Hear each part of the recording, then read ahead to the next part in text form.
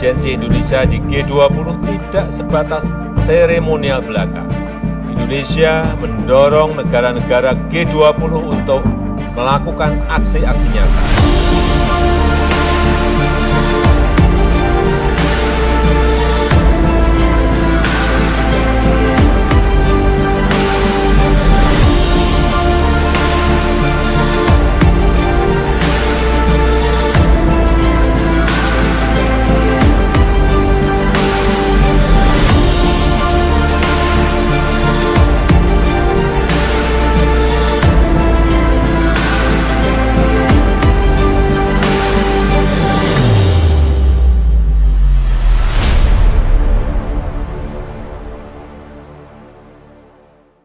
Selamat siang teman-teman media sekalian. Tentunya pada hari ini kita sudah menyelesaikan ya agenda Hard Working Group pertama G20 dan sudah ada kesepakatan-kesepakatan yang telah dicapai di antara negara-negara G20 terkait agenda tentunya G20 yang sudah 2 hari kita bicarakan bersama. Pada kesempatan siang hari ini di samping saya Pak Dr. Maksi, beliau adalah Dirjen P2P sekaligus juga adalah Chair untuk Hard Working Group pertama G20 ini. Mungkin langsung saja Pak Maksi mungkin bisa menyampaikan dan kita dengarkan apa-apa saja hasil daripada Hard Working Group yang pertama ini. Silakan Dok. Terima kasih Bu Nadia dan teman-teman para wartawan. Pertama tentu kita mengucap syukur dan alhamdulillah karena kita bisa menyelesaikan Hard Working Group pertama, yaitu harmonisasi protokol kesehatan. Kita tahu bersama kita sudah 3 tahun pandemi dan kita lihat saat ini pembatasan perjalanan sudah mulai dibuka dibandingkan dengan tahun-tahun sebelumnya, sehingga ini harus ada komitmen politik dari terutama negara G20 untuk bagaimana membuat perjalanan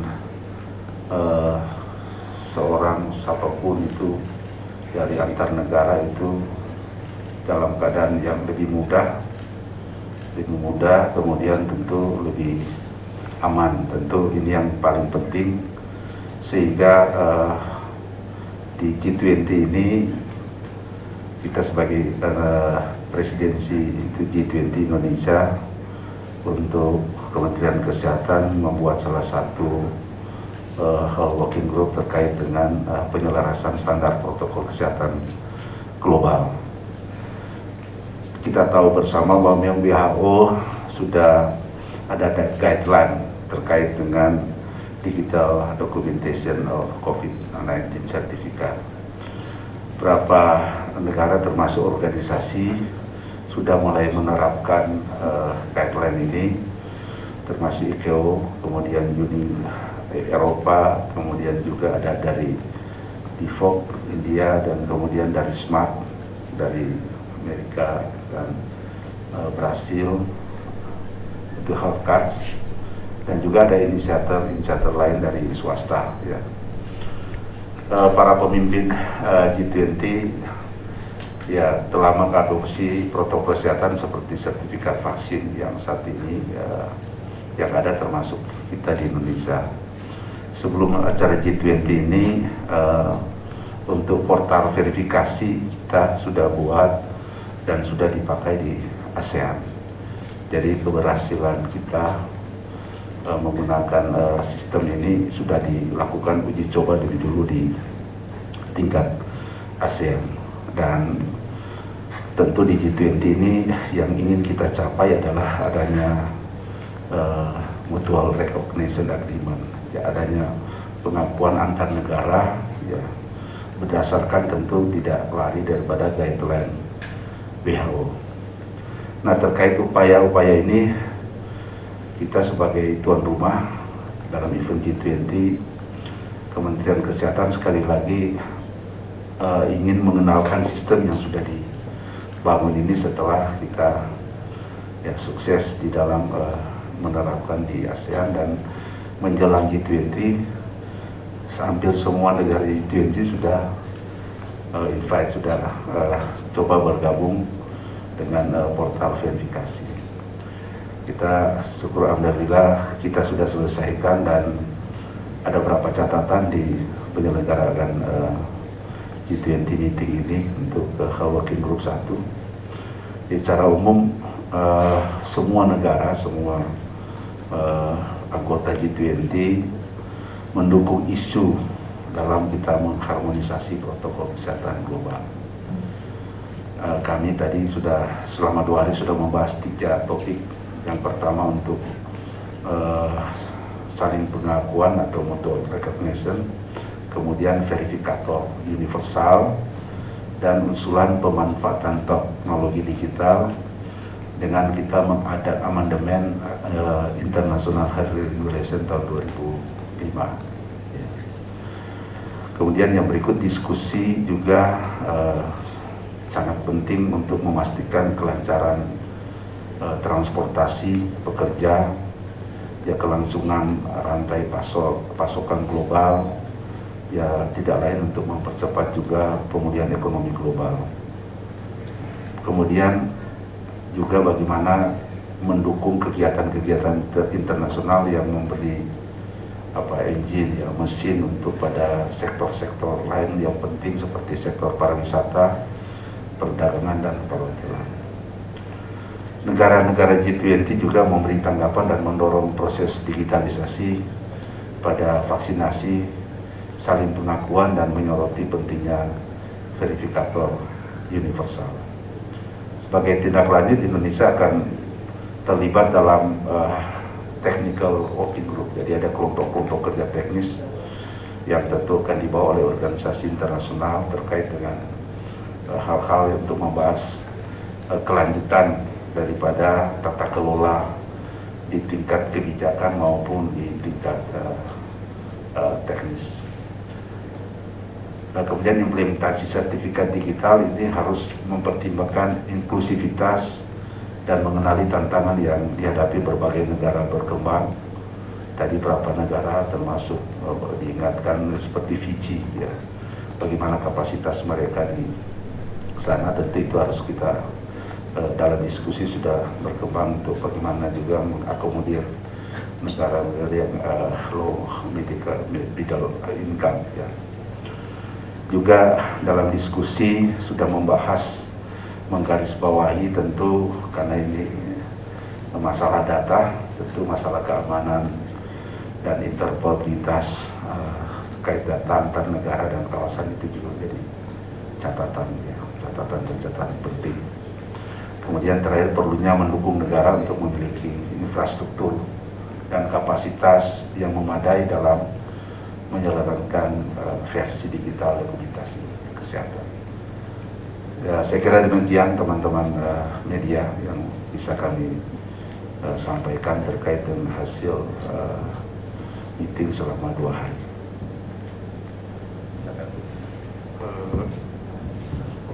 Baik, terima kasih Pak Dirjen. Jadi seperti kita ketahui, output daripada working group yang pertama ini adalah harmonisasi standar protokol, ya. Jadi sudah diambil kesepakatan di antara negara G20 bahwa kita sepakat untuk standarisasi hak protokol, dan tentunya perlu ada hal-hal teknis yang dibahas karena variasi antar berbagai negara juga cukup besar, dan juga perlu mempertimbangkan bahwa implikasinya bukan hanya akan pada negara-negara G20 tapi juga pada negara-negara lain yang mungkin tadi infrastrukturnya tidak memadai. Baik, pada kesempatan kali ini mungkin kita bisa buka termin tanya jawab selanjutnya. Ya, silakan. Siang sore, Pak Maksi mau nanya sedikit Pak. Kemarin Pak Setiaji bilang kalau semua negara G20 sudah mendukung, tapi ada satu yang belum implementasi, yaitu China. Dari pertemuan hari ini, apakah China menyampaikan nota keberatannya atau ada keraguan terhadap universal verification? Dan kalau misalnya ada, apa sih Pak? Ya. Terima kasih. Baik, memang betul yang disampaikan, memang China itu belum belum impor betul, tapi kami juga belum mendapat alasan yang pasti bagaimana China itu. Ya, kita masih sementara juga terus melakukan negosiasi dan pendekatan ke China. Terima kasih Pak. Yang pertama lanjutin saya Adi dari Agen Kompas. Yang pertama tadi lanjutin tadi kan soal belum jelas tadi soal masalahnya apa, bisa dijelaskan yang Cina itu tadi mungkin apakah sebatas masalah teknis karena katanya sudah punya stok sebenarnya gitu, atau apakah ada kekhawatiran ada unsur data ya antara data atau sebagainya, apakah ada muncul kekhawatiran itu di dalam pertemuan itu. Kemudian yang tadi sudah sepakatnya mendukung ini ya, untuk mendukung soal harmonisasi protokol kesehatan global dan digitalisasi. Nah, kira-kira targetnya kapan itu akan terrealisasi? Paling nggak di negara-negara G20 atau ada target untuk secara global ya, untuk itu membawa tadi ya untuk amandemen ya IHR itu kira-kira kapan akan dilakukan? Baik ya, sekali lagi yang China itu kami belum tahu persis ya apa alasan mereka, jadi kita masih perlu juga mengadakan bilateral dengan China ya. Kemudian masalah target ya, sesudah ini kan tadi sudah kami sampaikan tanggal 6, 7, 8 itu 6 minggu depan ya, sudah ada juga technical working group ya, semua tadi negara termasuk Australia menanyakan, karena ini kan tadi kita ada berbeda sistem di berbagai negara kan sudah jalan. Nah, ini yang portal verifikasinya seperti apa, itu saya kira perlu dibicarakan di teknis nanti, di technical working group. Jadi kalau target maunya kita secepat-cepatnya, jadi yang saat nanti bulan Oktober saat high level meeting summit ya, itu diharapkan sudah ya, sebenarnya bukan declare, jadi sudah jalan, tinggal deklarasi bahwa ini sudah jalan. Kalau di ASEAN sudah jalan, jadi kita harapkan ini kalau mau jalan semua negara ya prinsipnya kalau sudah ada yang mulai gabung dan sudah ini jalan gitu, jadi nggak tunggu satu kali jalan. Bisa tadi kan ada support juga Bu, di samping negara-negara bukan anggota G20 kan ada support juga, termasuk Singapura sangat mendukung ya. Ya, saya dah. Siang Pak Maksi, Bu Nadia, Ismi Pak dari DKI. Sedikit saja Pak, konfirmasi lagi untuk Tiongkok ini atau sebenarnya untuk pembahasan mutual recognition ini ada semacam concern nggak sih Pak yang jadi bahasan bahwa kita pernah juga menghadapi diskriminasi vaksin gitu ya, beberapa negara menganggap satu jenis atau beberapa jenis tidak dinilai bisa mereka terima penerimanya ke kedatangan negara-negara tertentu. Lalu satu isu yang sedang mendominasi ini Pak, apakah isu geopolitik Rusia Ukraina jadi perhatian juga dalam pembahasan protokol kesehatan ini? Karena mengingat khususnya di Eropa sendiri banyak negara-negara penting yang merupakan anggota G20 dan mereka cukup vokal gitu Pak kalau ke media untuk sikap terhadap Rusianya yang juga anggota G20 yang penting juga gitu Pak. Gimana Pak kalau bisa diklarifikasi? Ya, jadi yang pertama untuk masalah vaksin ya, yang kami sudah disepakati kan bahwa vaksin yang sudah mendapatkan use list dari WHO itu saya kira harus diakui itu semua negara. Yang berikut kami nggak membahas itu masalah Ukraina sama Rusia, kami nggak membahas sampai di situ. Kita jangan ikut-ikut membahas itu ya. Terima kasih. Saya Dio dari Jakarta Post Pak, izin tanya. Kemarin kan Pak Budi sempat berbicara mengenai harmonisasi prokes lainnya seperti integrasi dengan contact tracing app seperti Peduli Lindungi, ada soal kebijakan bagaimana karantina dan sebagainya. Apa ada perbincangan juga Pak selama health working group pertama ini mengenai itu, atau baru tentang universal verifier Pak? Dan satu lagi, tadi Pak Maksi juga menyebut tentang apa solusi yang diperlukan untuk negara-negara low and middle income country seperti Fiji gitu. Boleh mungkin dijelaskan lebih detail Pak dari hal working group pertama ini, kira-kira ada apa saja mungkin problem dan atau ide untuk solusinya. Terima kasih. Makasih dari Jakarta Post. Jadi yang apa tadi yang pertama? Yang mengenai aspek-aspek lain Pak untuk harmonisasi prokes seperti tracing app dan apakah ada? Ya betul ya. Jadi memang untuk sementara kita masih pada verifikasi untuk vaksinasi. Tapi beberapa negara tadi mengusulkan jelas sekali ini jangan cuma untuk vaksinasi COVID seperti yellow fever itu bisa. Jadi saya kira dan untuk ke depan, kita nggak tahu kan ada pandemi ke depan seperti apa. Jadi seperti itu kita Pak Menteri memang minta waktu sebelum itu minta kalau boleh dengan testing PCR, tapi memang kita batasi karena yang sudah operasional itu di ASEAN kan baru sertifikat vaksin. Yang berikut tadi mengenai solusi untuk negara low ya. Jadi makanya di diskusi kita itu di samping digital tadi di beberapa catatan kesimpulan kami itu untuk mengakomodir itu juga bisa mungkin dalam bentuk card. Tapi itu kan akan didiskusikan dalam TWG nanti teknisnya. Ya. Bagi Pak yang mengenai integrasi Peduli Lindungi, apa itu sudah ada kelanjutan mungkin atau ada kesepakatan baru Pak dengan negara-negara lain di G20? Kalau integrasi Peduli Lindungi kan memang sudah jalan, ada berapa negara yang sudah ikut itu. Udah berapa negara ya? Saya lupa berapa negara yang sudah ikut gabung di Peduli Lindungi. Maksudnya mengakui Peduli Lindungi untuk dijadikan salah satu aplikasi di negara. Kita nggak bicara itu di. Ya, tapi di G20 kita tidak bicara itu. Tapi untuk implementasinya Peduli Lindungi sudah banyak negara ya.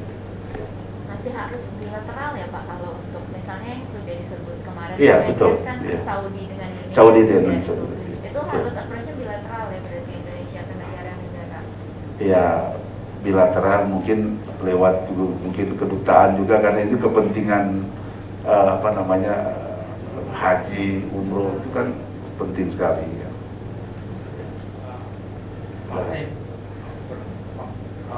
Dr. Maksi dan Dr. Nadia Wahyudi dari Straits Times, boleh share sedikit soal dinamika di dalam selama pembahasan yang kita ketahui dengan background geopolitik tadi, apakah ada mungkin komunikasi mereka antara Barat dan Rusia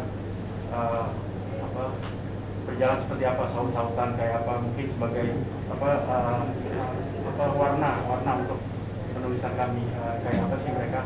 Terus nomor 2 dan 3 pertanyaan saya, boleh jelasin mungkin deliverables untuk tim teknisnya bisa di highlight aja beberapa apa tadi disebutin antara lain atau disebut keseluruhan, hampir keseluruhan kalau boleh highlight deliverable yang harus dicapai oleh tim teknis dari mulai tadi yang sertifikasi portal, sertifikasi dan lain sebagainya kalau ada lainnya. Terakhir ini soal nanti pada ujungnya atau pada akhirnya di summit itu kita bikin komunike produknya atau perjanjian seperti apa nih nanti kalau semua udah sepakat. Kan ini hanya tinggal China aja yang nggak sepakat, kan Rusia udah sepakat sebenarnya. Ya, yang pertama kalau kita alhamdulillah puji Tuhan kita nggak ada dinamika, kita berlangsung mungkin karena kesehatan mereka nggak banyak, nggak ada sedikit pun, ada pun satu negara yang menyinggung dikit, tapi saat kemarin Rusia menyampaikan statementnya itu nggak ada, jadi lancar ya, jadi tenanglah kita. Mungkin kalau saya dengar yang lain itu ada sedikit, tapi kalau kita lancar nggak ada, kita geopolitik nggak terasa lah di dalam meeting selama 2 hari. Ya. Tapi yang lain ada komentar-komentar sedikit. Nggak ada. Yang maksudnya tadi Dr. Maksi, Iya. kita nggak ada masalah, tapi yang lain dari Barat agak nyinyir gitu, bahasa yang populer. Nggak ada sama sekali, nggak ada. Ya, kemudian yang deliverable untuk Jadi, tim teknis. ya, jadi teknisnya itu sebelum di summit jadi tim teknisnya itu tadi membahas terutama interoperability data nanti dengan yang saya sudah bilang di Amerika dengan dengan Kanada ada Smart, Health Card, India ada Default, UAE ada sendiri, kemudian ICAO. Jadi itu nanti akan dibahas. Kemudian negara-negara lain yang sudah punya masing-masing saya kira akan dibahas. Bagaimana interoperability data, bagaimana keamanan data, tekniknya seperti apa.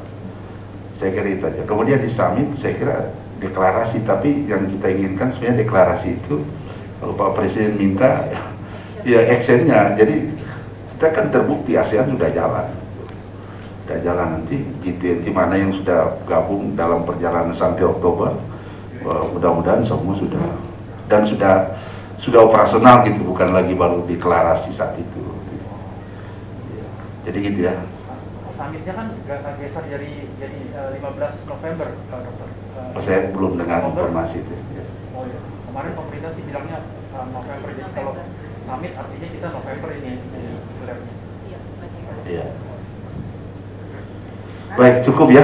Pak, tadi sistem yang dipakai itu yang diinisiasi oleh Indonesia. Apa kemungkinan mau bikin sistem baru? Enggak, dari kita ya. Dari kita kemarin kan kita sudah demo, sudah ada demo. Yang Amerika rancang itu. itu murni dari Indonesia atau ada kolaborasi dengan negara lain atau pihak lain? Ada pihak lain nanti Pak, yang merancang Indonesia atau pihak Portal lain. verifikasi. Tetap dan inisiatif kan dari kita. Oh. Ya, nanti kalau ada kekurangan apa akan dilengkapi. Seperti India, dia merasa dia lebih soal IT kan, itu bisa saling melengkapi itu. Nanti di TWG. Ya, ya, kan kolaborasi. Oke, cukup ya. Terima kasih. Terakhir Pak. Mungkin boleh dijelaskan sedikit Dr. Maksi untuk HWG selanjutnya. Kira-kira apa ada poin-poin outstanding dari hari ini yang mau dibahas selanjutnya atau ada fokus-fokus baru Pak? Ya, HWG 2 dan 3 itu beda konten. Ya. Kita ini akan dilanjutkan mungkin dengan bilateral atau pertemuan-pertemuan lain. Ya. Mungkin dari OECD kita akan lihat.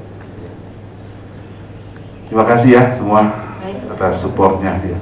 Mungkin sekadar wrap up saja. Jadi G20 Working Group pertama ini adalah isunya mengenai harmonisasi protokol kesehatan, dan kita sudah mendapatkan kesepakatan ya dari negara-negara G20 mengenai saling pengakuan tentang health protokol ini, kemudian verifikator universal dan pemanfaat teknologi digital. Sebenarnya untuk China sudah setuju, hanya ada sedikit yang harus disesuaikan dengan sistem yang dibangun dari China.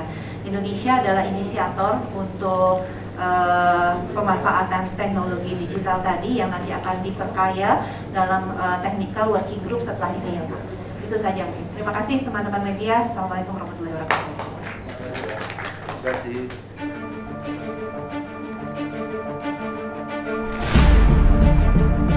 Presidensi Indonesia di G20 tidak sebatas seremonial belaka.